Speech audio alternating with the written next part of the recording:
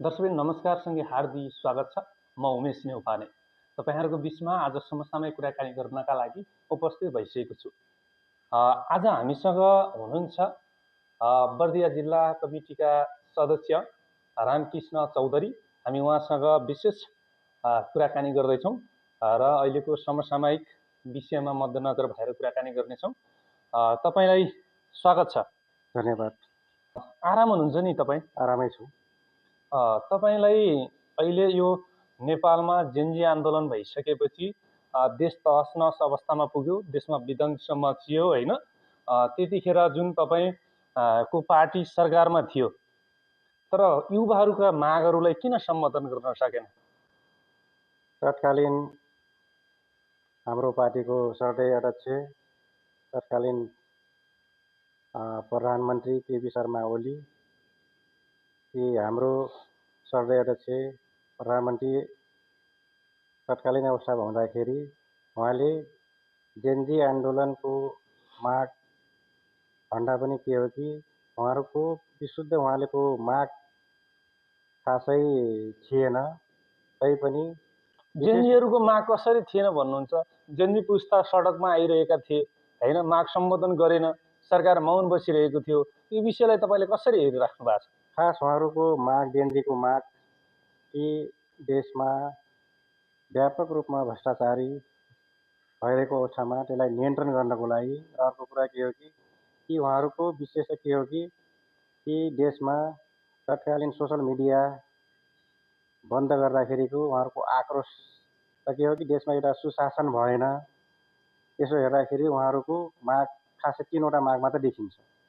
तैपनि के हो कि अहिलेको अब तत्कालीन अवस्थामा सर्दै अध्यक्ष हुँदाखेरि उहाँको माग सम्बोधन गर्ने अवस्थामा पनि, तर बिचमा घुसपैठको कारणले गर्दा पनि जेनजीको विशुद्ध उहाँहरूको समय परिस्थिति अनुसारको मागलाई मध्यनजर गर्दै पनि प्रधानमन्त्रीले सम्बोधन गर्ने अवस्थामा भए तापनि तैपनि उहाँहरूको के हो कि बिचको घुसपैठले गर्दाखेरि यो परिस्थिति निम्त्याउन आएको हो। खास गर्दाखेरि कि उहाँहरूले कि बिचमा यस्तो भयो तपाईको जानेर जुन अराजक फैलियो, देशमा अराजक मचियो भन्ने कुराकानी छ नि, यो विषयमा त तपाईको पार्टी सरकारमा थियो, तर तपाईको आवाज, युवाको आवाज नसुन्ने हैन तपाईहरुको पार्टीले, अनि आएर चाहिँ युवा मन्त्री भन्ने दोहोरो चरित्र होइन र यो तपाईको? हाम्रो पार्टीले सिफारिस गरेको धेरै युवा मन्त्रीहरू नै थिए। तत्कालीन अवस्थामा चाहे जुनसुकै अवस्थामा भन्दा पनि युवा मैत्री नै हाम्रो पार्टी नेकपा एमाले हो। अहिलेको जेनजी आन्दोलन युवा मैत्री पार्टी त भन्नुभयो तपाईले, तर युवाहरूका माग सम्बोधन भएनन् भन्ने मेरो प्रश्न त्यहाँनिर हो कि तपाईँ किन घुमाइराख्नु भएको छ? होइन, घुमाएको अवस्था होइन कि देश विकराल अवस्थामा त्यतिखेर थियो। त्यही अलिकति के हो कि नेपालमा आर्थिक सुधार भइसकेको अवस्थामा पनि केपी शर्मा ओलीको पालामा धेरै नेपालमा अर्थतन्त्र अलिकति सुधारात्मक अवस्थामा पुगिसकेका थियो। त्यो अवस्थाले गर्दाखेरि के हो कि केही अराजक तत्त्वहरूलाई त्यो परिस्थितिको खासै मन नपरेको अवस्थामा व्यापक रूपमा के हो कि अब पश्चिमा शक्तिहरूले उहाँहरूको जुन किसिमको उहाँको सोच चिन्तन थियो, त्यो सोच चिन्तनलाई अलिकति नकारात्मक हिसाबले उहाँको सोचले गर्दा पनि, बाहिरी शक्तिको सोचले गर्दाखेरि कि देशमा जतिखेर कि स्वतन्त्र हिसाबले हिँड्ने अवस्था वातावरण थियो, त्यो अवस्थामा के हो कि नआओस् भन्ने हिसाबले कि बाहिरी पश्चिमा शक्ति, दक्षिणपन्थी शक्तिले उहाँमाथि व्यापक रूपमा आक्रमणको अवस्थाले कि हाम्रो सर्दै अध्यक्ष त्यतिखेर तत्कालीन प्रधानमन्त्री हुँदाखेरिको अवस्थामा कि चीन भ्रमण लगत्तै उहाँले केही विदेशी राष्ट्र शक्तिसँग धेरै उहाँको नजिक र उहाँको अलिकति निकटतम सम्बन्धले गर्दा पनि उहाँले गर्दा त्यस कारणले गर्दा पनि केही बाहिरी शक्तिलाई यो अवस्था मन परेको थिएन। त्यही पनि हाम्रो पार्टीमा युवा जति पनि हुनुहुन्छ, हाम्रा अधिकांश युवा सङ्घ नेपाल लगायत हाम्रो अहिले पनि पार्टीमा त्यो किसिमको सङ्गठन पनि भइसकेको अवस्था गरिसक्यो। अरू पार्टी भन्दा पनि हाम्रो यो नेकपा एमालेमा युवा सङ्घले गरेका गतिविधिहरू जति पनि सकारात्मक पक्षहरू छन्। जस्तै भूकम्प जाँदाखेरि 2072 सालमा हाम्रो पार्टीका जति पनि युवा सङ्घका साथीहरूले धेरै श्रमदानका भूमिका खेल्नु भएको थियो, धेरै उहाँहरूको भूमिका रह्यो। यसो हेर्दाखेरि कि हाम्रो नेकपा एमालेमा व्यापक रूपमा तपाईँ वैदेशिक कुराकानी गर्नुभयो होइन, जुन तपाईँको एमालेको एउटा एजेन्डा नै के थियो भने आफूले सरकारमा बसिरहँदाखेरि अथवा सरकारबाट हामीले नेतृत्व गर्दाखेरि युवाहरूको रोजगारीको ग्यारेन्टी गर्ने, युवाहरूलाई चाहिँ देशमै रोजगारीको सिर्जना गर्ने वातावरण चाहिँ अवलम्ब गर्ने भन्ने कुरा थियो। तर तपाईँको पार्टी सरकारमा हुँदाखेरि पनि धेरै युवाहरू विदेश पलायनको सङ्ख्या बढ्यो नि त, युवाहरू विदेशिनु पर्यो। यो विषयलाई कसरी हेरिराख्नु भएको छ तपाईँले? नेपालको अर्थतन्त्र बिस्तारै सुधारोन्मुख भएको अवस्थामा यो देशको परिवर्तन हामी एकैचोटि परिवर्तन गर्न सक्ने अवस्थामा थिएनौँ। बिस्तारै हुँदै थियो, यहाँ स्वरोजगार बिस्तारै उन्मुख हुँदै थियो, अगाडि बढ्दै थियो। त्यो भनेपछि एकैचोटि हुने कुरा पनि भएन। नेपालमा जति पनि विकसित राष्ट्रहरूमा जति पनि अहिलेका युवाहरू जान खोज्नु भएको छ, त्यो रेसियोमा के हो कि नेपालमा भर्खरै अहिले विकास उन्मुख अवस्थामा र एउटा के हो कि रोजगार उन्मुख अवस्थामा नेपाल भर्खर एउटा बामी सर्ने अवस्थामा पुग्दैछ। त्यस कारणले यहाँका जति पनि औद्योगिक क्षेत्रहरू बिस्तारै अहिले बन्ने क्रममा छन्। बनिसकेपछि बिस्तारै यहाँ रोजगारका सिर्जनाहरू पक्कै पनि यहाँ हुनेछ र हाम्रो नेकपा एमाले त्यस किसिमको वातावरण भर्खर बनाउँदै गरेको अवस्थामा कि यस्तो परिस्थिति हुन्छ भन्ने हामी कल्पना पनि गर्न सकेका थिएनौँ। तपाईँले एमालेको असाध्यै बढी गुणगान त गाउनुभयो होइन। तपाईँको एमाले पार्टीले पनि पार्टीलाई चाहिँ जेन्जी पुस्ताले के भनिसक्यो भने तपाईँ एमाले, काङ्ग्रेस, माओवादी या पुराना पार्टीहरूलाई चाहिँ यिनीहरू असफल भइसक्यो, अब यिनीहरूले केही पनि गर्न सक्दैनन्, अहिलेको जेनेरेसन अनुसार चाहिँ नेपाललाई गर्न सक्ने चाहिँ कामै उनीहरूसँग त्यो गर्ने क्षमतै छैन भनेर असफल प्रमाणित गरिसक्यो त। अब कसरी के भन्न चाहनुहुन्छ जेन्जी पुस्ताहरूलाई? जेन्जी पुस्ताका माग र उहाँहरूको समय परिस्थिति अनुसार माग राम्रो पनि हो, तर के हो कि अहिले अलिकति हामी केही पाठ पनि सिक्नुपर्ने अवस्था हुन्छ। जेन्जीको जुन आन्दोलन पश्चात कि अब हाम्रो पार्टीमा जेन्जी आन्दोलन तपाईँकै कारणले भयो भनेर गल्तीको महसुस गर्नुहुन्छ कि अरूलाई दोष थुपार्न चाहनुहुन्छ? जेन्जी आन्दोलन हाम्रै पार्टी र हाम्रै पार्टी सरकारमा हुँदाखेरिको अवस्थाले यो भएको होइन, यो परिस्थिति यो होइन। किन भन्दाखेरि यो समयको माग हो, समयको माग हो। तर के हो कि किन मागलाई सम्बोधन गर्न किन सकेन तपाईँलाई? सम्बोधन गर्ने क्रम के हो कि उहाँहरू अलि शान्तिपूर्ण हिसाबले सम्बोधन उहाँहरूको माग पुरा गर्न सकिन्थ्यो, तर बिचमा के हो कि घुसपैठको कारणले अलिकति यो परिस्थिति निम्त्याएको हो मात्र हो। तपाईँको पहिलो दिनमा भदौ 23 गते त करिब 2 बजेसम्म तपाईँको चाहिँ नेपाल सरकार समक्ष युवाहरूले माग सम्बोधन हुनु पर्यो, हाम्रो चाहिँ सुशासन कायम गर्नका लागि होइन, भ्रष्टाचार न्यूनीकरणका लागि किन सरकारले कदम चालिराखेको छैन, किन मौन बस्यो भन्ने त स्वाभाविक प्रश्नहरू थिए, स्वाभाविक मागहरू थिए नि त। स्वाभाविक मागलाई पुरा गर्नलाई पनि अब तत्कालीनको सरकारले गर्ने अवस्थामा पुगिसकेका थियो। तर के हो कि घुसपैठले गर्दा अलिकति परिस्थिति अर्कै निम्ति आयो, त्यसले गर्दा अलिकति समस्या आएको हो। तर के हो कि शान्तिपूर्ण हिसाबले उहाँहरूको माग त 3वटा माग मात्र थियो, त्यो मागलाई सम्बोधन गर्ने परिस्थिति नेपाल सरकार थियो। तर के हो कि घुसपैठले गर्दा अलिकति के हो कि वातावरण बिग्रिएको अवस्था मात्र हो। तब के हो कि तत्कालीन अवस्थामा सरकारले गर्ने अवस्था उहाँहरूको माग सम्बोधन गर्ने, उसको अवसरको लागि, उहाँहरूको सुशासनको लागि, भ्रष्टाचार नियन्त्रणको लागि र के हो कि त्यतिकै सोसल मिडिया बन्दको कारणले पनि त्यस सबभन्दा कुरो के हो कि सोसल मिडिया बन्द क्रमबद्ध हिसाबले गर्नुपर्ने हो, त्यही अनुसार नहुनुपर्ने थियो। तर के हो कि एकैचोटि भएको कारणले अलिकति युवा माझमा अलिकति नकारात्मक प्रभाव। त्यसो भए तपाईँ अब बर्दिया जिल्लाभित्र तपाईँ बर्दिया जिल्ला कार्य समितिको सदस्य पनि हुनुहुन्छ। बर्दिया अहिले चाहिँ भूमि समस्या समाधान आयोगको विज्ञ सदस्यको रूपमा पनि अहिले तपाईँ हुनुहुन्छ होइन।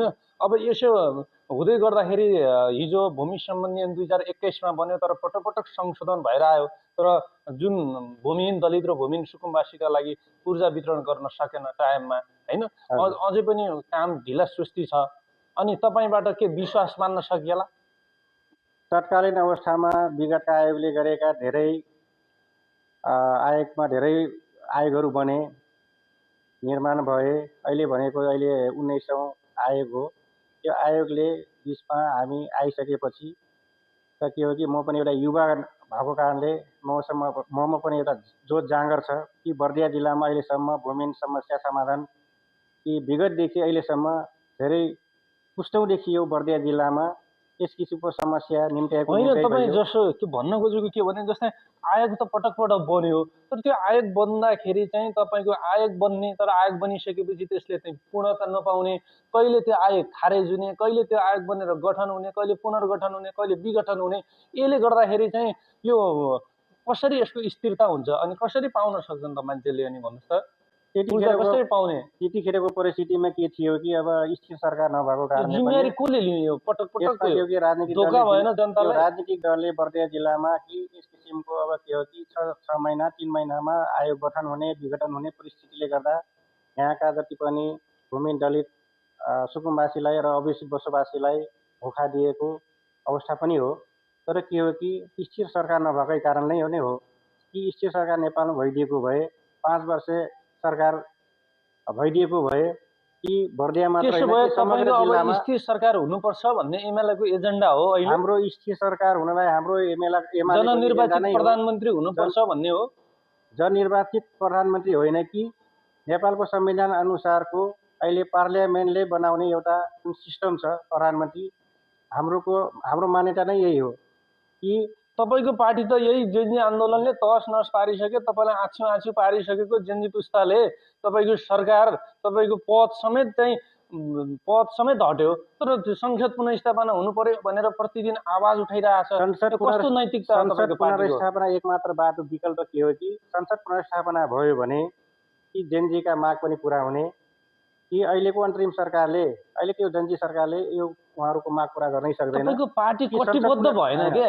हाम्रो पार्टी कटिबद्धै छ कि संसद पुनर्स्थापना भयो भने जेन्जीका जति पनि समस्या छ, उहाँहरूको माग छ कि उहाँको माग पुरा गर्नलाई पनि कि स्थिर सरकार ल्याउनलाई कि केही महिनाको लागि भए पनि कि व्यवस्थापिका संसद पुनर्स्थापना गरी कि कानुन जुन कुना कानुनमा अलिकति बाधक छ, समस्या छ कि हाम्रो हितको लागि छैन, ती समस्यालाई हामी संशोधन गरेर भए पनि त्यो संशोधन गरिसकेपछि पश्चात बल्ल चुनावमा होमिँदा कि नेपालमा एक किसिमको अस्थिरता छ नि अहिलेको त्यो स्थिर अवस्था ल्याउनलाई पनि कि हाम्रो माग के हो कि संसद पुनर्स्थापना एउटा किसिमको विकल्प हो कि हामी चुनावदेखि भागेको पनि छैनौँ। हामी चुनावमै भाग लिने अवस्था हाम्रो पार्टीले भइसकेको छ। नोमिनेसन लगायतका कुराहरू त्यो परको कुरा हो। तर के हो कि हाम्रो पार्टी कि ठोस किसिमले हाम्रो पार्टी चुनावमा जाने भन्ने कुरा हाम्रो निर्णय भइसकेको छ। त्यस कारणले पनि हाम्रो माग मुख्य के हो कि एउटा विकल्प पनि कि संसद पुनर्स्थापना एउटा विकल्प हो। त्यसले गर्दा एउटा बाटो के दिन्छ कि संसद त्यो एउटा राष्ट्रिय कुरा भयो होइन? अब चाहिँ हामी कानुनलाई संशोधन गरेर लैजाने एउटा बाटो पनि भूमि समस्या समाधान आयोगको विज्ञ सदस्य भएको हुनाले पनि हामी यो आयोगसँग बढी प्रश्नहरू सोध्नुपर्ने हुन्छ तपाईँलाई होइन? तर यो आयोगमा काम गर्दै गर्दाखेरि तर यो आयोगमा चाहिँ कतिपय मान्छेहरूलाई यथार्थ वास्तविक भूमिहीन सुकुम्बासीले न्याय पाइरहेका छैनन्, पहुँजालाले दबाब दिइरहेका छन्, प्रलोभनमा पारिरहेका छन् भन्ने खालको यो आरोप छ। यसलाई के गर्नुहुन्छ? स्वीकार्नुहुन्छ कि यो गलत हो, भ्रम हो यो? तर के हो कि दुनियाँले जेसुकै पनि जस्तो पनि भन्छ, तर के हो कि हामी आफ्नै मन वचनले काम गरेका छौँ। नियम कानुन अनुसारको जुन किसिमको हाम्रो गाइडलाइन छ त्यही अनुसार हामी काम गरेको छौँ। विशेष त के हो, हामी अब बर्दिया जिल्लामा भूमिहीन सुकुम्बासीलाई ऊर्जा कसरी वितरण गर्ने हो तपाईँको यहाँनिर विषयमा हामी टल्लिङ हिसाबले हामी सोचिरहेछौँ। किन भन्दाखेरि हामी बर्दिया जिल्लामा जति सक्दो पटक अल्झ्याउनु भयो नि त। भन्नुहुन्छ उनीहरूले चाहिँ 20औं-30औं वर्षसम्म आफ्नो जग्गा हकभोग गरिरहेछन् र पूर्जा पाइराखेका छैनन्, गुनासो गरिराखेका छन्। उनीहरूको वास्तविक भूमिहीन सुकुम्बासी र भूमिहीन दलित भनेको त एउटा किता छ। त्यो किता समेत उसले पूर्जा नदिने हो भने उनीहरूको उठीबास हुने सम्भावना छ। हाम्रो मेन प्राथमिकता भनेपछि भूमिहीन दलित सुकुम्बासीलाई नै पूर्जा दिने हो, लक्ष्य नै राखेका छौँ। त्यसपछि अभिषित बसोबासीलाई हो। तर के हो कि हाम्रो यो जिल्ला समिति लयमा पुगिसकेको अवस्थामा जेन्जी सरकार जेन्जी आन्दोलनले गर्दा बिचमा केही अप्ठ्यारा आए, खारेज भए। त्यसपछि बल्ल हामी भर्खर फेरि हाम्रो यो जिल्ला समिति बल्ल अहिले फेरि लयमा आउँदैछ।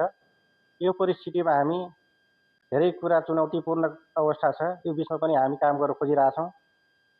किन भन्दाखेरि यहाँका जति पनि राजनीतिक दल लगायत सरोकार पक्षहरू नागरिक समाज लगायत सबैले देशमा साथ दिन यति जरुरी ठुलो छ। जति सङ्कट आयो नि यो सङ्कट निम्त्याउनका लागि एमाले काङ्ग्रेस र माओवादीको पनि भूमिका छ। उनीहरूले पनि नसोचेर देशप्रतिको विकास समृद्धिको चासो नराखेर पनि हो भन्ने चाहिँ आरोप छ होइन। भएको पनि त्यही छ तपाईँको, किनभने अब देशप्रतिको माया ममता स्नेह र सद्भावप्रति त्यति पार्टी आफ्नो पार्टीभन्दा माथि चाहिँ देश राख्न सकिरहेका छैनन् क्या तपाईँको पार्टीको मान्छेले। हाम्रो सोच के हो कि हाम्रो स्वाभिमानी सार्वभौमसत्ता यो नेपालको अखण्ड नेपालको हामी जहिले पनि यो सुरक्षित हुनुपर्छ कि विदेशी राष्ट्रले यो देशलाई असुरक्षित अवस्थामा पुर्याउन यहाँका आन्तरिक शक्तिले पनि उहाँहरूलाई साथ दिएर पनि हो तपाईँ आन्तरिक शक्ति भन्नुहुन्छ, अरूलाई दोष मात्रै तुपार्ने भयो कि आफ्नो भिजन क्लियर के हो भन्ने यो विषयमा हाम्रो पार्टीले खुला दिलले भनिरहेछ कि यो देशलाई कसरी बचाउने हो। हामी सबै राजनीतिक दल यसलाई स्थिर रूपमा यसलाई कसरी निराकरण गर्नलाई र विदेशी शक्तिबाट आक्रमणबाट जोगाउनलाई हामी एकजुट हुन आवश्यक पनि छ। किन भन्दाखेरि लगभग विशेष त के हो कि नेकपा एमाले नेपाली काङ्ग्रेस लगायत अब नेकपा जति पनि पार्टीहरू यहाँ हुनुहुन्छ उहाँहरू आबद्ध हुनुहुन्छ, उहाँहरूलाई म के सन्देश दिन चाहन्छु कि अनुरोध गर्न चाहन्छु कि जति सक्दो हाम्रो यो अवस्थामा हामी एकजुट भएर लाग्नुपर्छ। यो देशलाई बचाउनलाई विदेशी राष्ट्रले यहाँ विदेशी हाम्रो आन्तरिक केही घुसपैठको कारणले पनि शक्तिले घुसपैठको कारणले पनि यहाँ धेरै देशलाई अराजकता निप्ट्याउनलाई धेरै यहाँ शक्तिले भूमिका खेलेको देखिन्छ। यसबाट बच्नलाई हामी एकबद्ध भएर एक सूत्र भएर हामी अगाडि बढ्न जरुरी पनि छ। त्यसो भए तपाईँ अब बर्दिया जिल्लाका जनता र जेनजी बर्दिया जिल्लाभित्रका जेनजी पुस्ता अथवा बाहिरका जेनजी पुस्ताहरूले पनि चाहिँ वा भन्ने खालको क्या दामी भन्ने खालको चाहिँ केही काम गर्न सक्ने केही ठोस कारणहरू छन् र तपाईँको केही अझ पनि केही छ जेनजी पुस्तालाई चाहिँ हामी केही गर्न सक्छौँ भनेर केही आधारहरू भन्न सक्नुहुन्छ तपाईँ? केही छन्? हाम्रा जेनजी पुस्ताका साथीहरूलाई म के भन्न चाहन्छु कि विशेष त के हो कि विगतदेखि नै अब राजनीतिमा संलग्न भएका राजनीतिक दलका नेता कार्यकर्ताहरूसँग पनि हामी केही सिको गर्नुपर्छ कि तपाईँहरूको एउटा माग मुद्दा एजेन्डा ठिक छ त्यो सम्बोधन गर्ने परिस्थितिमा हामी आउने सरकार स्थिर सरकारले पक्कै पनि गर्ला। र विशेष त के हो कि हामी एकजुट भएर सबै लाग्नुपर्छ। र के हो कि विगतदेखि चल्दै आएको परिस्थिति सिस्टम छ, जुन सिस्टम छ त्यो सिस्टममा अलिकति हामी चेन्जिङ त ल्याउनै पर्छ। त्यो सिस्टमले गर्दा अहिलेको परिस्थितिमा काम गर्न साह्रै गाह्रो हुन्छ। सिस्टम चेन्ज गर्नु पर्यो। तपाईँलाई के लाग्छ? तपाईँ एउटा सुन्दर नेपाललाई समृद्ध नेपाल बनाउनका लागि के सिस्टम चेन्ज गर्नु पर्ला? सिस्टम भन्नुहोस् त। जस्तै विदेशी अब राष्ट्रहरूमा सिस्टम अलिकति के हो कि डिजिटल प्रविधिको जुन किसिमको टेक्नोलोजीको अवस्था त्यसको लागि त तपाईँको पार्टी जनशक्ति उत्पादन गर्नका लागि दक्ष जनशक्ति उत्पादन गर्नका लागि मौन छ, सोचिरहेको छैन, आफ्नै हाली मुहाली गरिरहेछ, आफै देशमा आफ्नो स्वार्थका लागि बिकिरहेको छ नि त। त्यो भन्न मिल्दैन। स्वार्थमा बिकेको हाम्रो पार्टी होइन। किन भन्दाखेरि हाम्रो अहिलेसम्म हरेक प्रक्रिया हाम्रो पार्टीमा अहिलेकति सिस्टममै गइसकेको छ, डिजिटल प्रविधिमा गइसकेको छ। हरेक ठाउँमा हामी अलिकति टेक्नोलोजीको प्रयोग गर्न खोजिसकेका छौँ हामी। र हाम्रा कार्यकर्तालाई पनि केही किसिमको हामी निर्देशन पनि दिइसकेका छौँ कि अबको परिस्थितिमा हामी पुराना परिस्थिति होइन, अब नयाँ परिस्थिति अनुसार चाल्नुपर्छ र जानुपर्छ। र हामी युवाका कुरा हरेक कुरा व्यक्तिको हरेक क्षेत्रको हरेक समुदायको तपाईँले भन्ने मात्रै हो मात्र गर्नेतिर हामी लाग्नुपर्छ। युवाहरूले समेट्नु हुन्न भन्ने हो, व्यवहारिक रूपमा हुनुहुन्न, नैतिक रूपमा हुनुहुन्न, तपाईँ लाचार हुनुहुन्छ। हामी गरेका छौँ पनि, देखाएर छौँ। हामी हाम्रो पार्टी सरकारमा हुँदाखेरि पनि हामी युवा मैत्री कार्यक्रम गरेकै छौँ। युवालाई स्वरोजगार दिने, स्वरोजगार उन्मुख बनाउने पनि हामी परिस्थितिमा पुगेकै हो। यदि रोजगारीको सिर्जना गरेको भए विदेशी युवाहरू किन पलायन हुन्थे? तपाईँहरूप्रति आगो भएर किन खनिन्थे? यो कुरालाई किन मनन गरिराख्नु भएको छैन तपाईँहरू? कहिलेसम्म मात्रै अरूलाई दोष थपार्ने, आफू कामै गर्न नसक्ने किन यो आरोप लाग्नु? भ्रम हो। सबै युवाको त्यो बुझाइ होइन। किन भन्दाखेरि हरेक व्यक्तिले त्यस्तो भन्न सक्दैन। कोहीको कसैको सबैको कुरा चित्त बुझाउन नसकिएला होइन। तर के हो कि अलिकति हामी परिस्थिति अनुसारको पनि हाम्रो पार्टी विचारमा अडिक पार्टी हो, सङ्गठनलाई मजबुत बनाउने पार्टी हो। एमाले पार्टी जतिको अरू पार्टी सङ्गठन विचारमा कटिबद्ध छैन। त्यस कारणले पनि हाम्रा जति पनि नेता कार्यकर्ता प्रतिबद्ध छन् कि आफ्नो विचार सिद्धान्तदेखि जे- बाहिर जान सक्दैन। जेनजी पुस्ताका जेनजी त्यत्रो जेनजी शहादत भए उनीहरूको चाहिँ गल्ती त महसुस गरेका छैन, हाम्रै कारणले गर्दा हो भन्न सकिरहेको छैन एमाले। हाम्रो पार्टी सरकारमा हुँदा गल्ती के गरेका छ? केही पनि गरेका छैन। जेनजी पुस्ताहरू त शहादत भयो नि, कोही मरिए, कोही मरेर गए, कोही घाइते भए, कोही त्यो अङ्ग भङ्ग गए। परिस्थितिले निम्त्याएको त्यसको हो। जिम्मा कसले लिन्छ? त्यो परिस्थितिले तपाईँको निम्त्याएको पार्टीले हो। जिम्मा तर लिन्छ कि त्यो लिँदैन? उहाँहरूप्रति भावपूर्ण श्रद्धाञ्जली व्यक्त गर्न चाहन्छु। तर परिस्थितिले निम्त्याएको हो। तर परिवर्तन केही न केही तर परिवर्तन जिम्मा होतै त हो। लिन सक्नु पर्यो नि, तपाईँको पार्टीले जिम्मा लिनु पर्यो त्यतिखेर नि। कसरी जिम्मा लिन्छ हाम्रो पार्टीले? त्यतिखेरको तत्कालीन प्रधानमन्त्री कसरी लिनुहुन्छ? त्यतिखेर उहाँले प्रधानमन्त्रीबाट राजीनामा दिइसक्नु भएको थियो। अरू पार्टीका नेता त्यतिखेर कार्यकर्ताले त गृहमन्त्रीले राजीनामा अरू दिइसक्नु भएको थियो। अरू पार्टीका नेता कार्यकर्ताले त हामी जिम्मा लिन्छौँ, हाम्रै कारणले गर्दा हामी अलिकति गति बढेन, हाम्रो मती बढेन भन्ने कुराहरू आइरहेको छ। तपाईँ त त्यतिखेर विध्वंस मचाउने शक्तिले हामी लिँदैनौँ जिम्मा भन्नुहुन्छ। बनेपछि त्यतिखेरको परिस्थिति अनुसारको विध्वंस मचाउने, निर्देशन गर्ने, उत्साहित गर्ने पक्षले जुन छ शक्ति, त्यो शक्तिले जिम्मा लिनु पर्यो। त्यो को रहेछ? त्यो शक्ति को छ? त्यो शक्ति तपाईँलाई थाहा छ? त्यो शक्ति त देखेकै छ नि यहाँ। जेनजी पुस्ताहरू हुन् भनेका छन्, एउटा युवा समूह हो भनेको छ। त्यो हुनै सक्दैन। जेनजीले त्यस्तो काम गर्दै अराजक काम गर्नै सक्दैन। त्यो विदेशी शक्तिले त्यहाँ घुसपैठको कारणले भएको हो। जेनजी पुस्ताको माग स्पष्ट छ। उहाँहरू शान्तिपूर्ण र्यालीमा 2 बजेसम्म उहाँहरू हुनुहुन्थ्यो। त्यसपछिको विध्वंसकारी भूमिका खेल्ने भनेपछि त्यहाँ अराजक तत्त्व, त्यहाँ घुसपैठ भएको कारणले त्यो शक्तिले गरेको हो। त्यसो भए अब आएको आसन्न फागुन 21 गते हुने हाम्रो चुनावको लागि पार्टी जेनजीका मागहरू पुरा गर्नलाई तयार छ। तैपनि के तत्कालीन हाम्रो प्रधानमन्त्री केपी शर्मा अध्यक्ष केपी ओलीले उहाँहरूको माग पुरा गर्नलाई, उहाँ त एउटा युवा मैत्रिक व्यक्ति हो। तपाईँको पार्टीको अध्यक्ष केपी ओलीको नाम पटक पटक लिनुहुन्छ तपाईँ। केपी ओली भनेका आफ्नो गल्तीको कहिले पनि महसुस नगर्ने, अब आउने आसन्न फागुन 21 गते हुने प्रतिनिधि सभाको चुनावमा कहिले हामी चुनावमा लाग्छौँ भनेका छन्, कहिले संसद पुनर्स्थापना हुनुपर्छ भनेर लागेका छन्। 50वटा कुरा गर्छन्। दोहोरो चरित्रको के विश्वास मान्नु हामीले? होइन, त्यो होइन। किनभने हाम्रो तत्कालीन प्रधानमन्त्री अहिलेको हाम्रो शरदय अध्यक्ष केपी ओली स्पष्ट हुनुहुन्छ उहाँ कि हाम्रो माग त हामी अघि पनि मैले भनेको हो कि संसद पुनर्स्थापना एउटा विकल्प पनि हो।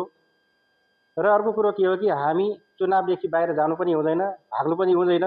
त्यसो भए अब तपाईँ संसद पुनर्स्थापनाको चाहिँ कुराबाट पछि हट्नु भएको हो। अहिले हामी हटेको छैनौँ। एक किसिमको एउटा विकल्प पनि हो हाम्रो माग। तर अहिलेको नागरिक सरकार अथवा अन्तरिम सरकारलाई कसरी नियाली राख्नु भएको? हामी त भन्दैछौँ त सर्वपक्षीय सरकार पनि हुनुपर्छ। यसले चुनाव गर्न सक्छ कि सक्दैन? तपाईँलाई के लाग्छ?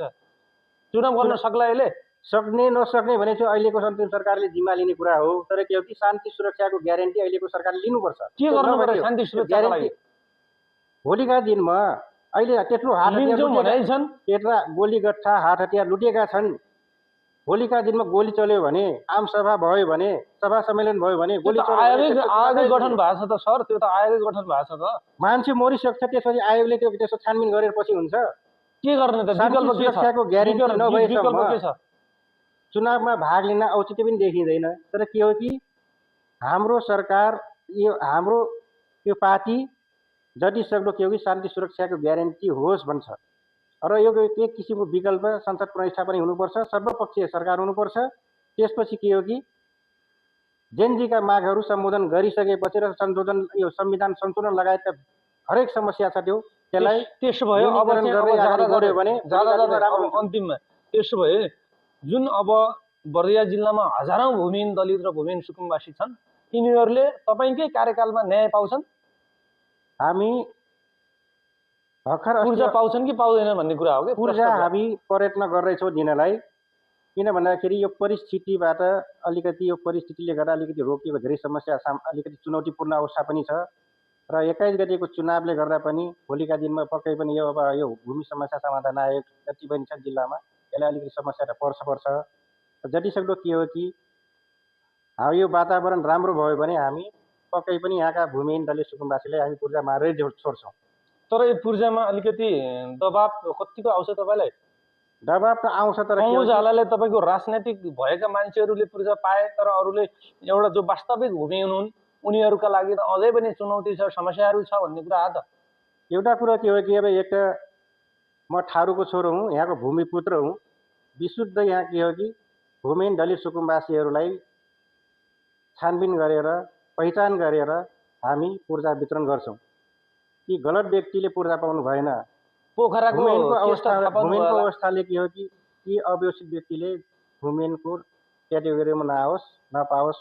एकदमै महत्त्वपूर्ण समय दिएर आजको हाम्रो यो कार्यक्रममा सहभागी हुनको लागि आफ्नो कामलाई थाती राखेर समय मिलाइदिनु भएकोमा एकदमै धन्यवाद।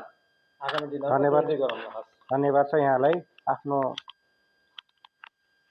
हाम्रो यो media social media Umesh Neupane युट्युबबाट यहाँले पनि यो एउटा मलाई मौका दिनुभयो आफ्नो बर्दिया जिल्ला लगायत समग्र राजनीतिको विषयमा पार्टीको विषयमा अब एक किसिमको मौका दिनुभएकोमा यहाँलाई धेरै धेरै धन्यवाद। हस् हस् हस्।